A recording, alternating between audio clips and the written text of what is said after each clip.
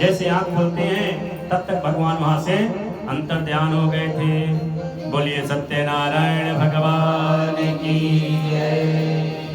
दूर दूर तक ब्राह्मण देवता नजर घुमाते हैं पर कोई हो तो दिखाई दे। भगवान वहां से अंतर ध्यान हो गए थे। ब्राह्मण मन में विचार बनाते हैं, अवश्य हो सकता है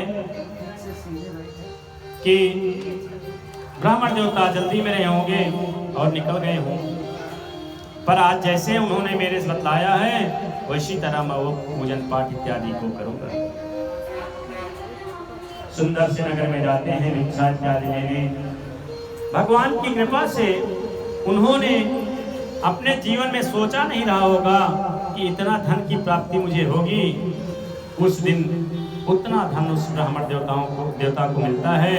बड़ा प्रसन्न होकर के खुशियां मनाते हुए, ब्राह्मण ही है वो, पूजा पाठ का ज्ञानी है, कहाँ क्या सामग्री इत्यादि लगती है, सामग्री इत्यादि एकत्रित करते हुए अपने घर में जाते हैं और परिवारजनों को एकत्रित करके भगवान श्री सत्यनारायण का धूमधाम से पूजन पाठ इत्यादि करने लगते हैं।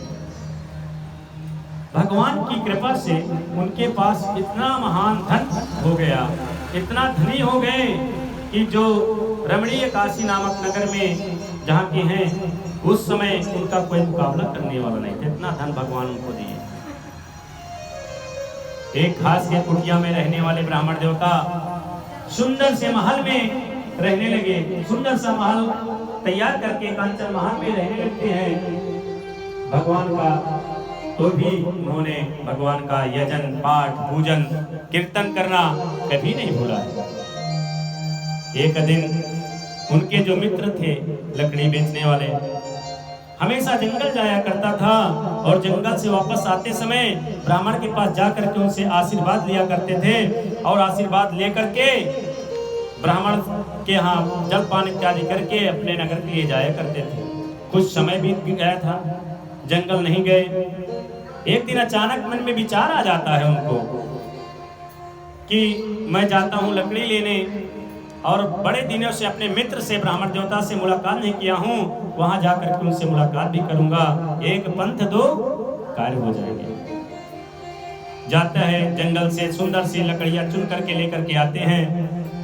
जैसे कुटिया के पास पहुंचते हैं तो वहां पर क्या दिखाई देता है? बहुत बड़ा सा बंगलो महल तैयार है। वो तो कुटिया देखे थे, मित्र है, उस समय तो उन्होंने कुटिया देख के गए थे और आज क्या है? महल तैयार। मन में विचार आ जाता है, अरे यहाँ पर क्या हो गया? मेरे ब्राह्मण देवता मेरे मित्र कहाँ गए होंगे? उनके पास तो इतना सामर्थ्य नहीं है, उनके पास तो इतना सामर्थ्य नहीं है, कितने बड़े महल बना करके रहने लगे। पर कोई बात नहीं, जाता हूँ महल के अंदर प्रवेश करता हूँ, देखता हूँ यहाँ पर कौन है और उनसे पता लेकर के आता हूँ मेरे मित्र कहाँ हैं, उनको कहाँ भेज दिए हैं। मन में विचार आ जाता है, हो सकता है कोई बड़ा आदमी आया हो, जगह हड़प लिया हो। जैसे महल में प्रवेश करते हैं तो वहां पर जैसे हमारे गुप्ता जी के हाथ धूमधाम से क्या हो रहा है?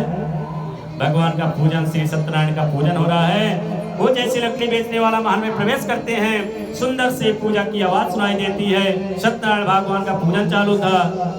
श्रीमन्नारायण नारायण नारायण, श्रीमन्नारायण